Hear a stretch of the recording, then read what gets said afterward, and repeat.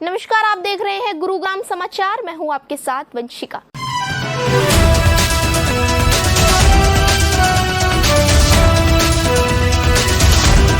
आज की सबसे बड़ी खबर आ रही है नीति आयोग। जी हां, नीति आयोग की बैठक में शामिल होने पहुंची ममता बनर्जी बड़ा आरोप लगाते हुए बीच में ही बैठक छोड़कर बाहर निकल आई हैं।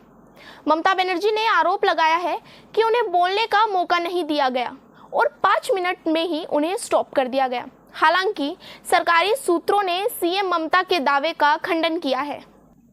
प्रधानमंत्री नरेंद्र मोदी की अध्यक्षता में नीति आयोग की गवर्निंग काउंसिल की 9वीं बैठक जारी है। बैठक में शामिल होने पहुंची ममता बनर्जी बड़ा आरोप लगाते हुए बीच में ही बैठक छोड़कर बाहर निकल आई हैं। ममता बनर्जी ने आरोप लगाया है कि उन्हें बोलने का मौका नहीं दिया गया और 5 मिनट में ही उन्हें स्टॉप कर दिया।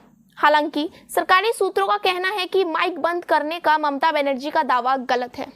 राष्ट्रपति भवन के सांस्कृतिक केंद्र में ही हो रही बैठक से निकलने के बाद ममता बनर्जी ने कहा, मैंने बैठक का बहिष्कार किया है।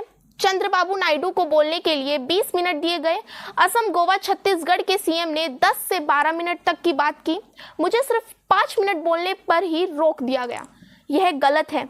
विपक्ष ओर से सिर्फ मैं यह प्रतिनिधित्व कर रही हूं और यहां इस बैठक में इसलिए भाग ले रही हूं क्योंकि सरकारी संघवाद को मजबूत करने में मेरी अधिक रुचि है।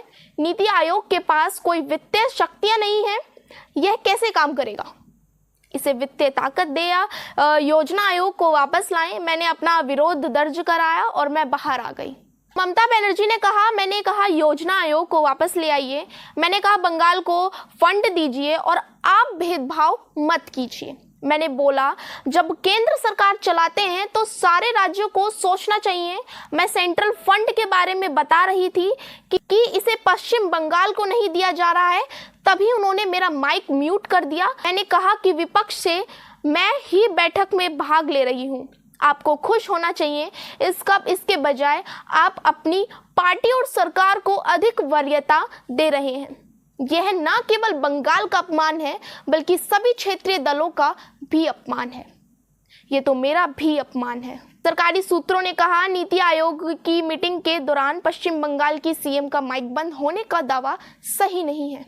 में सिर्फ यही दिखा कि उनका बोलने का समय खत्म हो गया।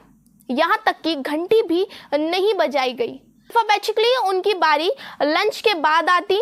पश्चिम बंगाल सरकार के आधिकारिक अनुरोध पर उन्हें 7वें स्पीकर के रूप में शामिल किया गया था, क्योंकि उन्हें जल्दी लौटाना था।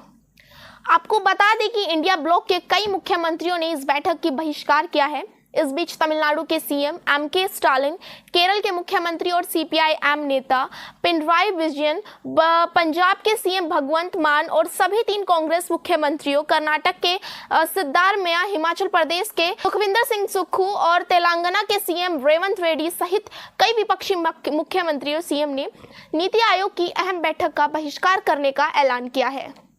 इसके अलावा एनडीए के सहयोग नीतीश कुमार भी बैठक में नहीं पहुंचे, लेकिन उनकी जगह बिहार के दोनों उप मुख्यमंत्रियों सम्राट चौधरी और विजय सिन्हा ने बैठक में शिरकत की। आयोग गवर्निंग काउंसिल की बैठक में भारत को 2047 तक विकसित राष्ट्र बनाने पर ध्यान केंद्रित है। केंद्र और राज्य सरकारों की साझेदारी और सहयोग के जरिए गांवों और शहरों में जनता की क्वालिटी ऑफ लाइफ में सुधार लाने के लिए डिलीवरी मैकेनिज्म तैयार करने पर चर्चा की जाएगी। नीति आयोग ने एक बयान में कहा, भारत $5 ट्रिलियन की जीडीपी के साथ दुनिया की तीसरी सबसे अर्थव्यवस्था बनाने की राह पर है और देश 2047 तक $30 ट्रिलियन इकोनॉमी के लक्ष्य को हासिल करेगा। और ऐसी दिलचस्प खबरें जानने के लिए सब्सक्राइब करें हमारे YouTube चैनल को। गुरुग्राम समाचार खबरें अब